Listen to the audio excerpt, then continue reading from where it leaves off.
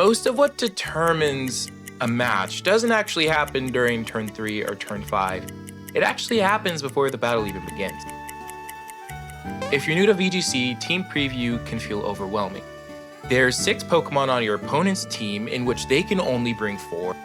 There's 6 on your team, but you can only bring 4. You have to try to figure out which of your 4 Pokemon are strong against their entire team, and also try to piece together what 4 they might try to bring. Understanding how to approach this will give you a very massive edge even before the game starts. This guide today will walk you through the entire process, how to read teams, plan your win condition, choose the right 4, and survive the first few turns with confidence. Whether you're just starting out or trying to clean up your early mistakes, this is how you win before turn 1.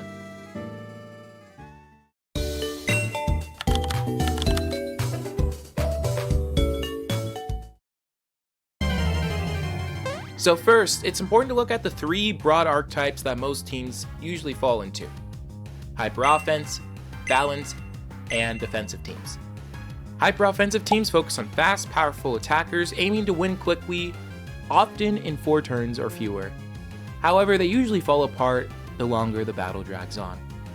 Balanced teams rely more on strong typing cores and pivoting options. They aren't as reliant on speed control, but are able to work with options such as Booster Energy or Icy Wind.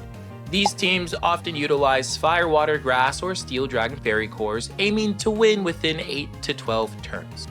Finally, defensive teams are the least common. They lean into chip damage, screens, and status moves like Toxic Spikes in order to win slowly over long games. Expect games to consistently go on for over 12 turns unless they land all of their fissures. Which, trust me, it could happen. Recognizing what team that you'll face will help you frame what type of battle to expect. One framework that helps is the PRESS system. It stands for Predict Their Win Con, Ready Your Win Con, Evaluate the Matchup, Structure Your Board, and Select Your Team. This process and the graphic were created by 2 of my best friends, so please definitely check out their Twitter and or YouTube channel when you get the chance.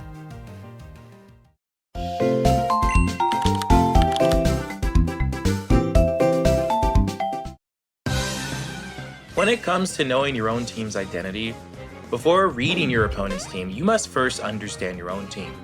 Be sure to ask yourself these questions. How long do my games usually last? Do I rely on fast damage or slow setups like Trick Room? Does my team win with strong nuke attacks, or does it deal small, consistent pieces of damage over time? Does my team allow me to switch out safely, or does it collapse under pressure? What are my defensive tools? Redirection, Intimidate, Screens, Protect? If your team, for example, isn't able to reposition effectively or take hits, it's likely offensive by nature, even if you didn't build it that way. Understand your structure before you try to read theirs.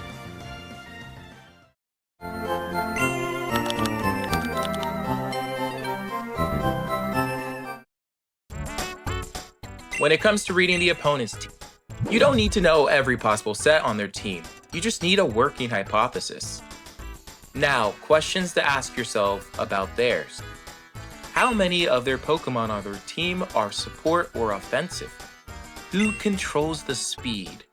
Tailwind, Trick Room, Icy Wind, Electro Web, Booster Energy? Do they have combos such as Fake Out and Nasty Plot, or Redirection plus a Sweeper? Are there any items that stand out? Are there any specific types that they're weak to, such as having no ground immunity or flying resist? Remember, you're not trying to solve the entire puzzle here, you're just trimming down the tree.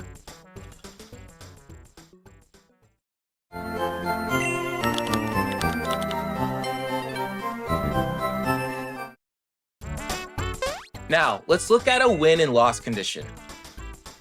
A win condition is what you need to do to consistently win each game. An example could be, if I remove every ground type, then my Pikachu will be able to destroy their entire team. A loss condition is merely just the opposite, how you lose consistently. An example could be, If my opponent removes all of my answers towards their ground-type Pokemon, then their ground-type mons will completely annihilate me. Don't forget to ask yourself these questions in Team Preview. Who is my strongest endgame piece, and what threatens it? If I lose this Pokemon early, does my game plan collapse? Can I protect it by redirection, speed control, or having a safe switch in?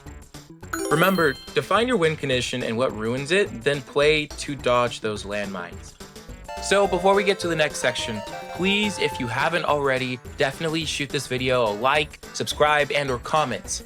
We're hoping to consistently pump out new content every 2 weeks, and we're very, very, very gracious over all the support that we've been receiving as well. If you're watching this video on release, we have a January Memorial Tournament this weekend for Pokemon VGC, where you can put the skills you learned in this video to test for a chance to win into a $100 prize pool. As an extra, any players that stream the tournament and make Top Cut get an additional $5. If you want to find out more, do join our Discord server at the #1 Fanatics. Link is in the description. So it's always important to be intentional with who we identify on who we're not bringing. A good tip and rule of thumb is to always identify one Pokemon on your team that is never coming into the matchup. An example could be Pikachu not being brought against a mono ground team, where the opponent's entire team are just ground types.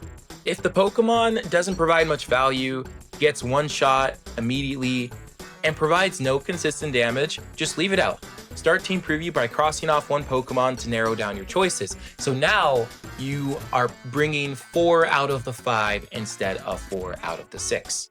This isn't universal, however. There may be some matchups where you feel all 6 of your Pokemon can actually be brought. So it's important to identify multiple game plans that you could use throughout the entire set.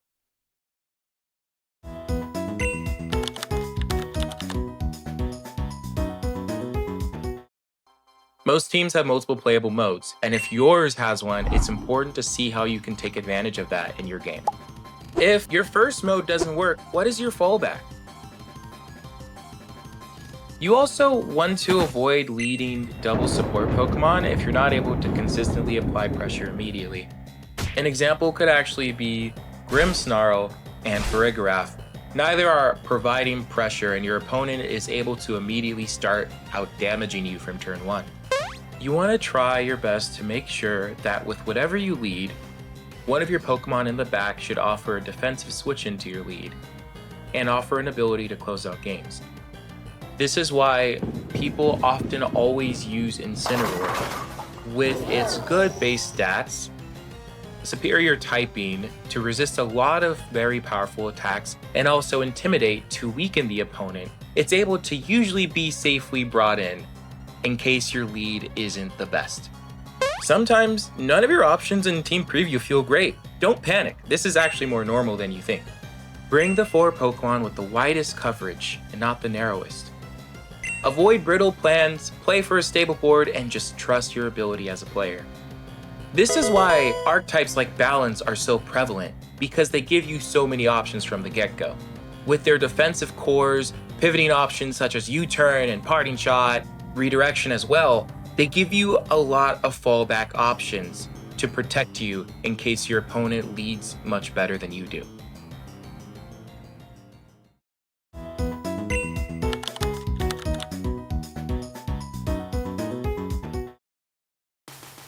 So, before you lock in your 4, make sure to ask yourself, do I cover for all of the major threats?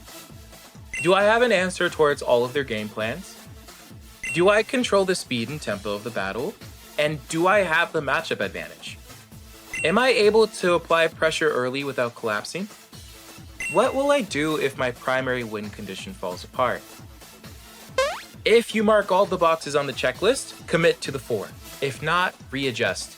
We have about a minute and a half each game for Team Preview. Make sure to use every second to your advantage.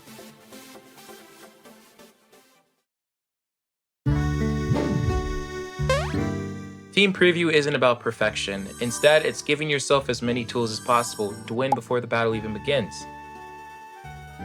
Thank you for watching, folks. Now remember, this isn't a concrete guide. If you have a different approach that suits you well, please shoot it down below in the comments. I hope you all have a good one, and I'll see you around. Adios, folks.